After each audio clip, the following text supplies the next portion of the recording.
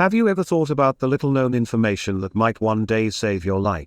We will go over several important life-saving information and things you should be aware of in order to improve your safety and well-being. We'll find useful insights that might make a major impact when caused by unforeseen events, ranging from practical recommendations to critical knowledge. So, stay tuned, because towards the end, we'll reveal the ultimate piece of knowledge that might save your life. Earthquake. Yep, we're having an earthquake. You're at home enjoying a quiet evening when suddenly, everything begins to shake violently. Items on shelves fall to the ground, and the entire house seems to sway. It's an earthquake. Immediately, you need to drop, cover, and hold on. Get onto your hands and knees to prevent being knocked over by the violent shaking. Crawl towards a sturdy piece of furniture, like a heavy table or desk, and take cover beneath it to protect yourself from falling objects. Cover your head and neck with your arms and, if possible, hold on to the furniture. Avoid standing in doorways or near windows, glass, or other items that can shatter and cause injury. Once the shaking stops, cautiously move towards an exit, watching for potential hazards such as unstable structures, broken glass, or downed power lines. If you're trapped under debris, try to protect your mouth, nose, and eyes from dust. Signal for help with a whistle, your voice, or by tapping on a pipe or wall. Brussels on alert tonight. The headquarters of NATO and the European Union still reeling after a brazen terror attack on that city. You are exploring a crowded market in a city you're visiting when you hear a loud explosion nearby. People around you start screaming and running in panic. It appears to be a terrorist attack. First and foremost, try to stay as calm as possible. Panic can impair your judgment and decision-making ability. If you can identify a safe route, run and escape the scene as quickly as you can. Leave your belongings behind, as they could slow you down. If you can't run, find a place to hide. Ideally, this would be a location that provides some protection against bullets or shrapnel, such as behind a solid concrete barrier. Lock or barricade yourself in if possible, turn off lights, silence your phone, and remain quiet. Only as a last resort, should you ever consider fighting the attacker. If there's no other option, use whatever you have at your disposal as a weapon, and aim for vulnerable areas such as the eyes, throat, or knees. As soon as you're safe, contact local authorities and give them as much information as you can. Fast-breaking developments in the coronavirus emergency in the U.S. and around the world. The number of cases soaring just today. More than 24,000 now nationwide. News breaks out that a new, highly contagious virus has emerged and is spreading rapidly in countries around the world. It's declared a pandemic. You should begin by staying well informed about the virus and its symptoms. Rely on information from reputable sources such as the World Health Organization or WHO and local health authorities. There's a lot of misinformation during times of crisis, so make sure you're getting the facts right. Practice good personal hygiene. Wash your hands often with soap and water for at least 20 seconds, or use hand sanitizer if soap isn't available. Try to avoid touching your face, especially your mouth, nose, and eyes. Wear a mask in public places, and maintain at least 1 meter or 3 feet distance from others. If you feel sick, seek medical care early. Stay home and self-isolate even with minor symptoms until you recover, and follow the directions of your local health authority. And tonight, if you are still without power after last night's storms, you will likely be sweating it out through the night. Both CenterPoint and Entergy say the amount of damage from fallen trees means they have a lot of work ahead of them to repair broken power lines. A severe storm has passed through your area, knocking down power lines and leaving your neighborhood without power. Begin by checking whether the power outage is only in your home or it's affecting your whole neighborhood. If it's only your home, check your main fuses or circuit breakers to see if the problem is there. For an extended power outage, unplug all sensitive electronic equipment to protect them from power surges when the electricity comes back on. Use battery-powered light sources rather than candles to reduce the risk of a fire. Keep your refrigerator and freezer doors closed as much as possible.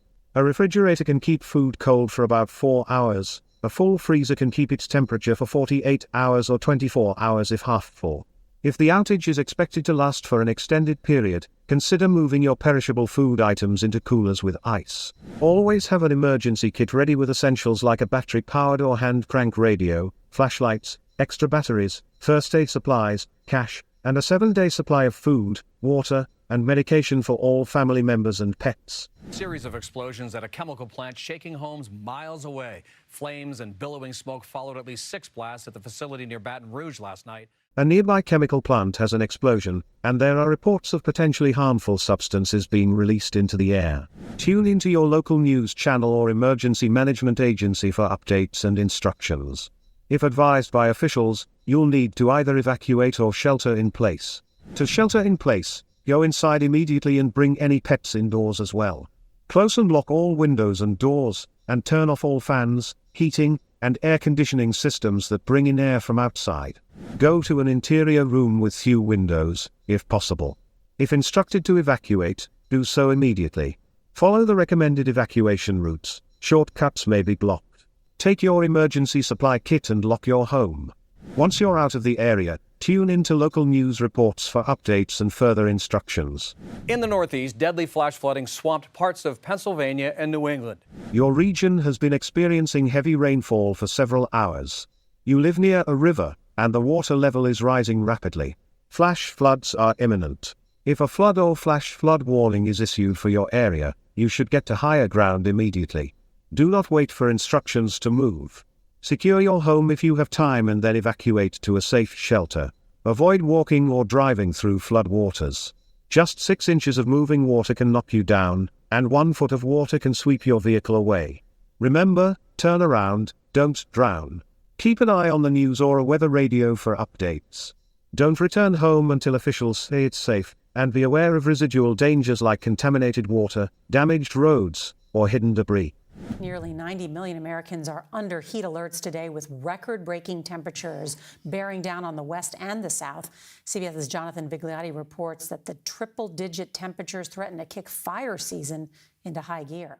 A wildfire is raging a few miles from your rural residence.